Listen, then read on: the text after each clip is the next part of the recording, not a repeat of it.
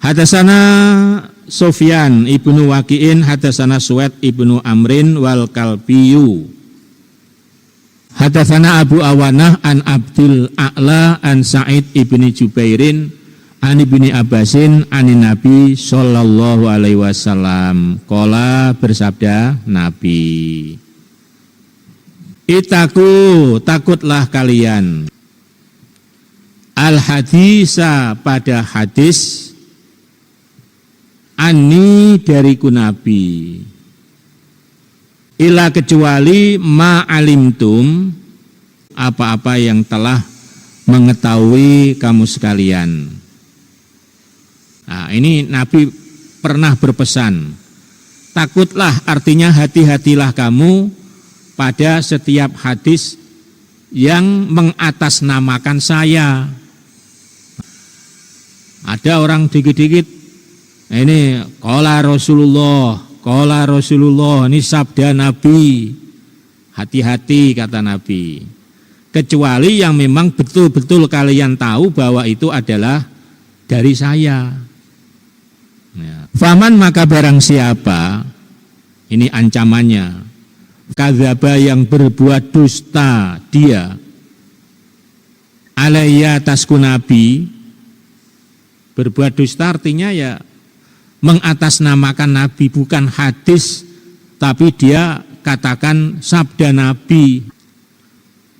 Kan dalam Al-Quran juga ada, surah Al-Baqarah itu, orang-orang yang menjual, artinya dia membuat karangan-karangan kemudian dijual dengan mengatasnamakan Al-Quran. Bukan firman Allah tapi dikatakan firman Allah. Muta'amidan dengan sengaja dia itu berbuat bohong. Karangan-karangan dia bilang itu sabda Nabi.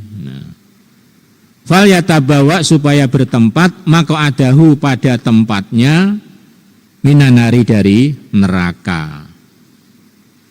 Waman dan barang siapa qala mengartikan fil Qur'ani di dalam Al-Qur'an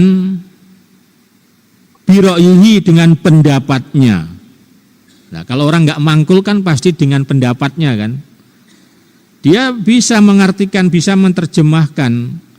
Ya, babu itu apa? Bukan babu pembantu, babu kan pintu. Terus, lah dia pinter lah, sudah hafal semua kalimat-kalimat Arab itu udah hafal. Nah, tanpa belajar, tanpa mangkul ibaratnya dia bisa mengartikan itu. Itu namanya biro'ihi, dengan pendapatnya. Fal yatabawa maka supaya bertempat dia maka ada tempatnya minanari dari neraka. Itu ancamannya neraka. Nah, hadis ini menunjukkan betapa pentingnya orang itu harus mangkul. Mangkul itu bisa secara privat, bisa dengan cara ngaji rame-rame seperti ini, ya bisa. Yang penting harus secara mangkul. Mangkul itu bahasa Arab, kalau bahasa kita itu memindahkan. Nakola yankulu mangkul. Nah, jadi memindahkan ilmu dari guru itu dipindahkan kepada murid. Gambarannya begini, kenapa mangkul itu kok dihukumi syah ilmunya, tidak mangkul walaupun sama, hasilnya sama. Tapi bedanya satu mangkul, satu tidak. Yang mangkul dihukumi syah, diterima, tapi yang tidak mangkul itu dihukumi tidak syah. Sekarang sama-sama uang lembaran 100.000, sama itu, uang asli. Untuk belanja ya sah uang asli.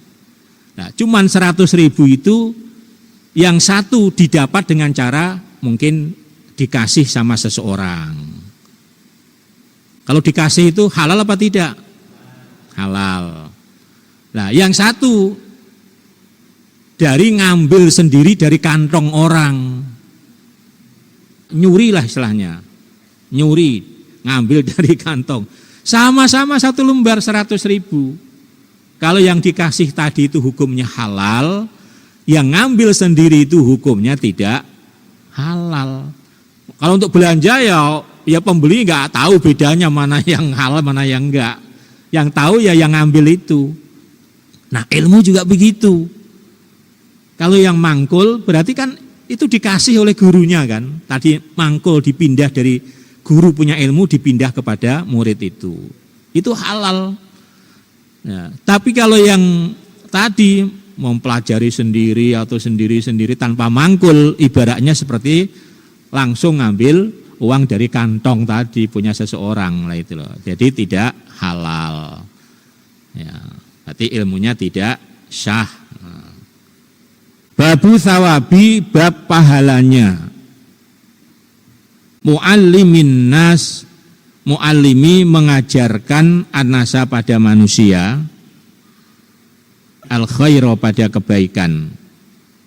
Bab pahala bagi orang yang mengajarkan kebaikan kepada manusia. Kalau mengajarkan kebaikan kan luas itu ya, pokoknya sesuatu yang baik. Hadatsana Ahmad ibnu Isa al-Misriyu, hadatsana Abdullah ibnu Wahbin, an Yahya ibni Ayyub, an Sahal bin Mu'ad ibni Anasin, an abihi anna Nabiyya sallallahu alaihi wasallam qala, bersabda Nabi, man barang siapa allama yang mengajarkan ilman pada ilmu yang baik, ilmu yang bermanfaat, apalagi ilmu-ilmu Quran hadis. Nah, falahu, maka bagi orang yang mengajarkan, ajru, pahala, man, orang, amila, yang mengamalkan siapa orang, bihi, dengan ilmu, la yankusu, tidak mengurangi, apa pahala, min ajri, dari pahalanya, al-amili, orang yang mengamalkan. Rawahu Ibnu Majah. Sesungguhnya Nabi bersabda, barang siapa yang mengajarkan ilmu itu, dia mendapatkan pahala sebagaimana orang yang mengamalkan ilmu itu. Misalnya Pak Abdurrahim mengajarkan ilmu tentang sholat kepada Pak Heru. Nah, Pak Abdurrahim akan mendapatkan pahala seperti Pak Heru yang mengamalkan ilmu yang diajarkan itu. Kan dia bisa mengamalkan karena diajari oleh Pak Abdurrahim. Nah, Pak Heru mengamalkan itu dapat pahala, Pak Abdurrahim juga sama dapat pahala. Tapi pahala yang didapat Pak Abdurrahim itu bukan kemudian mengurangi pahala Pak Heru. Kamu bisa gini kan karena saya ngajari, bagi 2 pahalanya. Enggak. Masing-masing pahalanya sama, utuh. Itulah adilnya Allah itu ya. Kalau di hadis lain Nabi katakan al-alimu wal muta'alimu syarikani fil ajri wala khaira fi sairin nas. Orang yang mengajar dan yang belajar itu pahalanya sama. Syarikani, pahalanya sama keduanya. Kalau namanya di dunia pendidikan namanya dosen sama muridnya kan jelas dosen ya yang dapat honor kan ya. Murid ya mengeluarkan, itu sudah begitu. Tapi kalau ngaji sama, yang mengajarkan ya dapat pahala segitu, yang belajar juga sama dapat pahalanya segitu. Dan tidak ada sesuatu yang lebih baik selain daripada orang yang belajar dan mengajarkan tentang masalah ilmu agama. Jadi selain 2 ini enggak ada yang melebihi kebaikannya. Ya, maka yang paling yang paling hebat, yang paling baik itu ya, orang yang ngaji, apakah dia sebagai penyampai, apakah orang yang dia datang sebagai jamaah ikut mengaji, itu kebaikannya sama. Maka jangan minder, wah ngaji, wah saya belum bisa baca. Ya enggak apa-apa, pahalanya sama itu dapatnya. Yang penting bisa mendengarkan, kemudian kira-kira mana yang mampu bisa dikerjakan, diamalkan. Nah itulah perlunya ngaji. Ada lagi ngaji, oh saya sudah lancar baca Quran loh. Ngaji itu bukan untuk yang bodoh gitu loh. Ngaji itu kewajiban bagi satu-satunya hamba Allah.